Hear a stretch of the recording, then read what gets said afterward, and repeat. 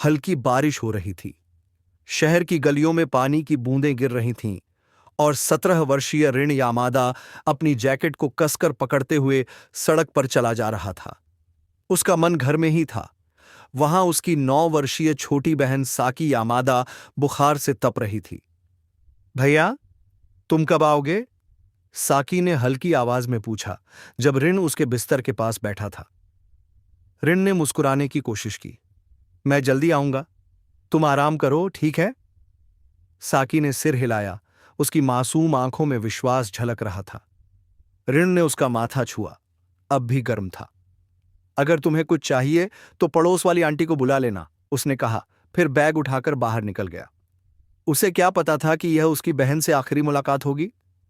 जब ऋण रात को अपनी पार्ट टाइम नौकरी से लौटा तो दरवाजे की हालत अजीब लगी। हल्का खुला हुआ था।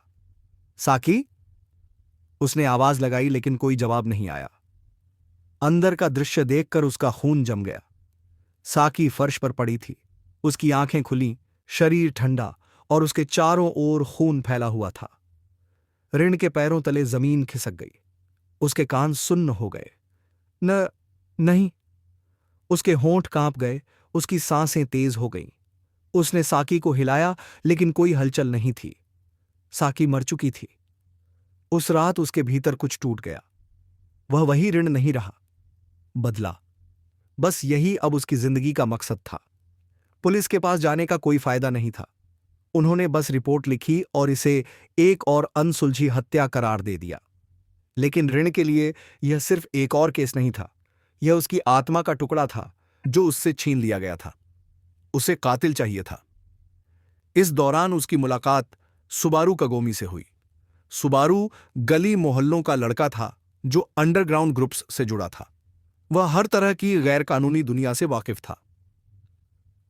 अगर तुम बदला लेना चाहते हो तो तुम्हें अंधेरे में उतरना पड़ेगा, सुबारू ने कहा। ऋण ने अपनी पूरी कहानी बताई। सुबारू ने उसकी आंखों में देखा। उसमें अब कोई मासूमियत नहीं बची थी।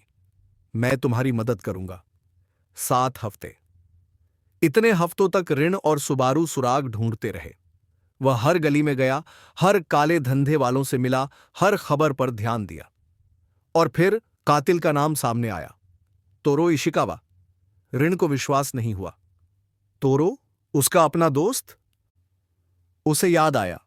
बचपन में उन्होंने साथ में खेला था, स्कूल में साथ पढ़े थे, घंटों बातें की थीं। लेकिन अब यह सब झूठ जैसा लग रहा था। ऋण को गुस्सा आ रहा था।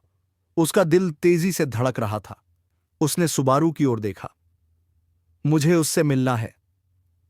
अंधेरी गली, ठंडी हवा।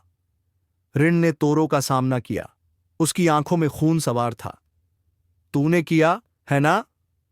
उसकी आवाज कांप रही थी, लेकिन उसमें गुस्से की तलखी थी। तोरो मुस्कुराया जैसे यह कोई खेल हो। हां, मैंने किया। तो क्या करोगे? ऋण का खून खौल उठा। क्यों? तोरो ने हल्की हंसी दी। तुम कभी नहीं समझोगे ऋण।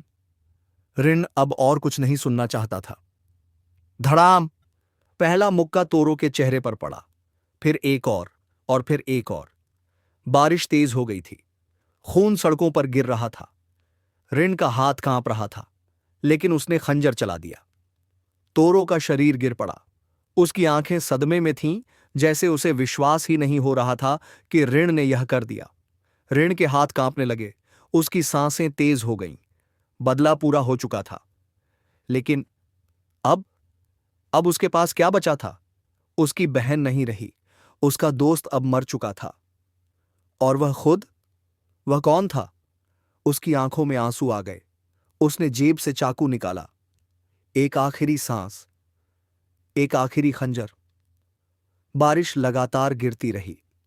सुबारू वहां पहुंचा जहां लड़ाई हुई थी। वहां 2 लाशें पड़ी थीं, एक दोस्त की और एक भाई की जिसने अपनी बहन के लिए सब कुछ खो दिया था। हवा में सिर्फ एक नाम गूंज रहा था, साकी।